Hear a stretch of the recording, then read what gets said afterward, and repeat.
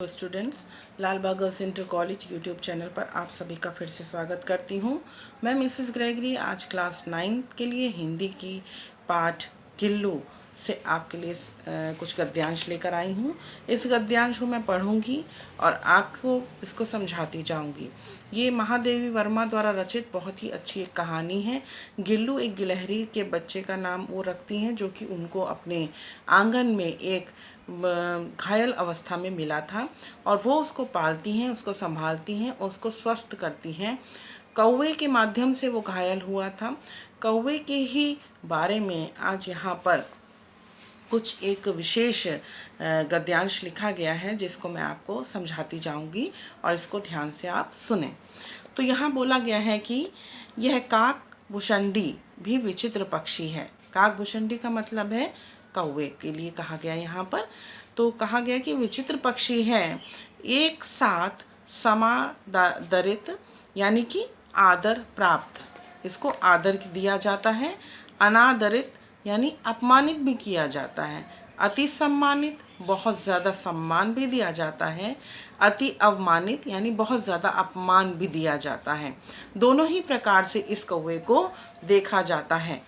हमारे बेचारे पुरखे न गरुड़ के रूप में आ सकते थे, न मयूर के, न हंस के। यहाँ पर अनेकों और पक्षी भी हैं, परंतु श्राद्ध के टाइम में ये माना जाता है कि जो कौवा होता है उसी को खाना खिलाना शुभ माना जाता है, क्योंकि ये भ्रांति है कि जो हमारे बुजुर्ग जो मर चुके हैं, स्वर्गवासी हो चुके हैं, वो श्राद्ध के समय में आते हैं और कौवे के रूप में हम जो भोजन बाहर रखते हैं उसको वो खाते हैं।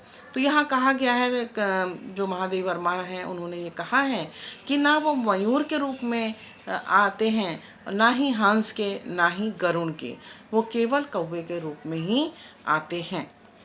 उन्हें पितृपक्ष में हमसे कुछ पाने के लिए काक बनकर ही अवतीर्ण होना पड़ता है।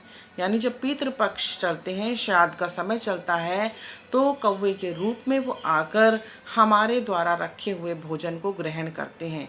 और ये माना जाता है कि अगर कौवा उस भोजन को खा लेता है तो जो स्वर्गवासी हमारे प्रियजन हैं उन्होंने उस भोजन को ग्रहण करा। इतना ही नहीं, हमारे दूरस्थ प्रियजनों को भी अपने आने का मधुर संदेश इनके कर्कश स्वर से ही देना पड़ता है। यानी अगर ये बोलते हैं आके और हमारी मुंडेर पर बैठ जाते हैं, तो हम लोग अक्सर यही कहते हैं कि लग रहा कोई आने वाला है, कोई मेहमान आने वाला है, तभी ये कौवा हमारी छत पर आके बोल रहा है।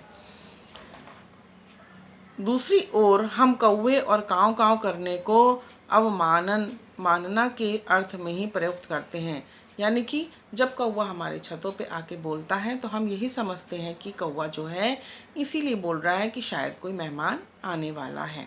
और कौवे के आने पर हम यही समझते हैं पितृपक्ष में कि कौवा जो आया है ये हमारे प्रियजन जो स्वर्गवासी हो चुके हैं वही हमारे सामने आए हैं। तो इस प्रकार ये गद्यांश कंप्लीट होता है